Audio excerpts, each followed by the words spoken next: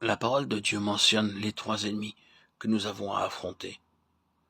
Il y a en nous ce que la Bible appelle la chair. À l'extérieur se trouve le monde. Enfin, Satan.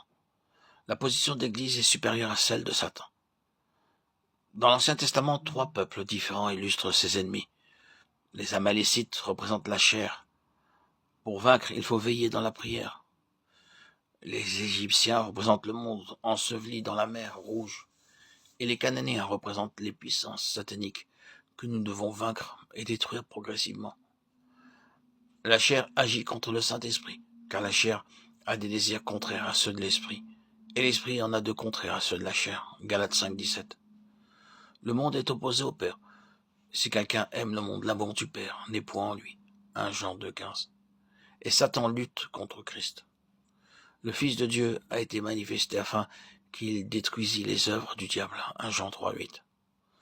Nous voyons donc que nous triomphons de la chair en marchant par le Saint-Esprit, en aimant le Père.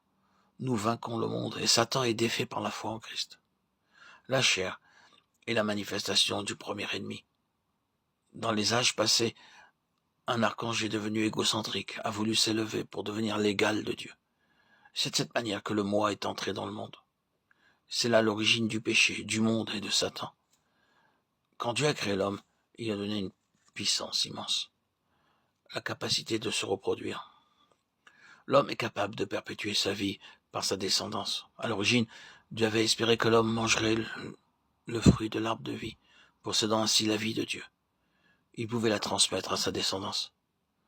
C'est pourquoi Dieu a interdit à l'homme de manger du fruit de l'arbre de la connaissance du bien et du mal. Satan s'est dissimulé et a commis l'adultère spirituel avec le premier couple.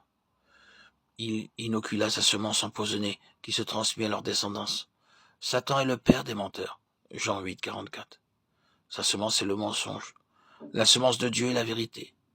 Le principe par lequel Satan a tenté Adam et l'a fait pécher est le même principe qui l'amena à pécher.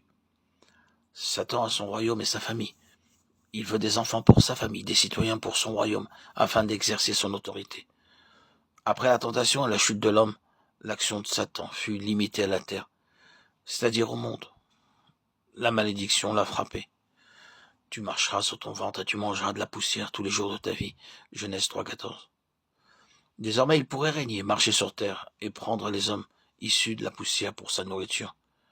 Dans la chute de l'homme, Dieu a remporté néanmoins une grande victoire sur Satan, en délimitant la sphère de son activité sur terre. Satan a son organisation, le monde. Il est roi dans ce domaine, et le monde gît dans le méchant. 1 Jean 5, 19.